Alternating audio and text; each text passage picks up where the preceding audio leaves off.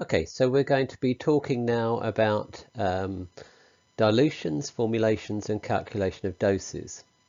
And this is chapters 5, 6 and 7 of the Pharmaceutical Calculations book.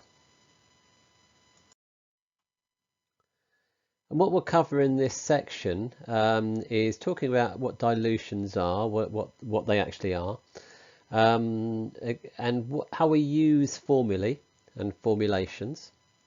And then we'll talk about how we use that information to help us calculate doses. And the first of these brief presentations is on dilutions.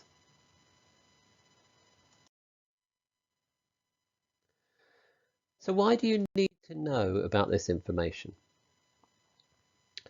There's a link here to the information in The Guardian in 2000.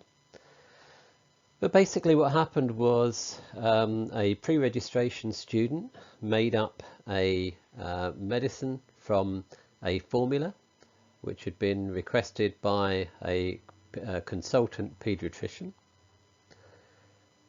And in that formula there should have been double strength chloroform water. Sadly, the pre-reg student used concentrated chloroform water, which was 20 times what was needed, and the baby died from other things, from among other things, respiratory depression. So it was a very sad case. And the reason I mentioned it is really because this was the end, really, of pharmacists, certainly in community, doing very much making up of drugs and calculating drug strengths, etc., certainly in community, because of the dangers that could ensue. So what happened? Well, if we look at the this from the point of view of the pre-reg student, so they were given a prescription for 150 mils of peppermint water. And here you can see the formula for peppermint water. And on that formula we have the sodium bicarbonate. In there we have 10 grams sodium bicarbonate, sodium chloride 15 grams, concentrated peppermint emulsion, which is the active ingredient, if you like. And then we have this double strength chloroform water, 500 mils. And then we put potable water. Potable water is simply drinking water, to 1 litre.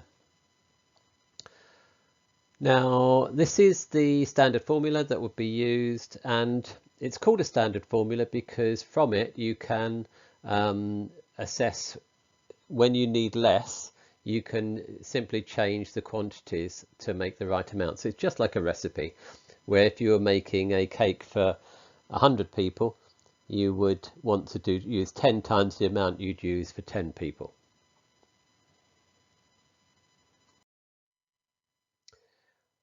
Okay, so in this case, what happened was the pre-reg looked at this and said to make 200 mils is what they normally use. Then, because 200 mils is 1/5 of 1,000 mil, then all of the other amounts would be 1/5. And it's this principle that's used when we use formulae all the way. Finally, they actually needed 150 mils because this was what was on the prescription, so they ended up using the formula shown here. The problem arose here with the double strength chloroform water.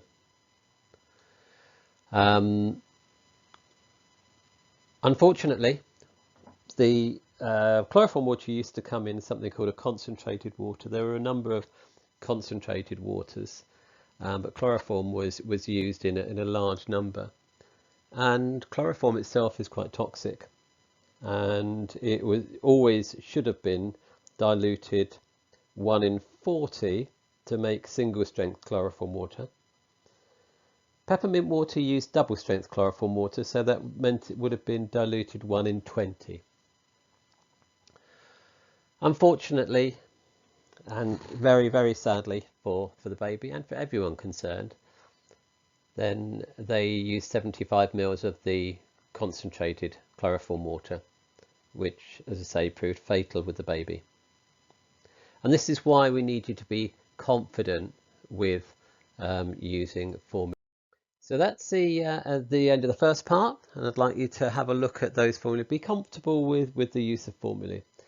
This is the inspirational figure here. This is Steve Ovett, middle distance runner in the 1980s. Brilliant athlete, and somebody who's a real inspiration.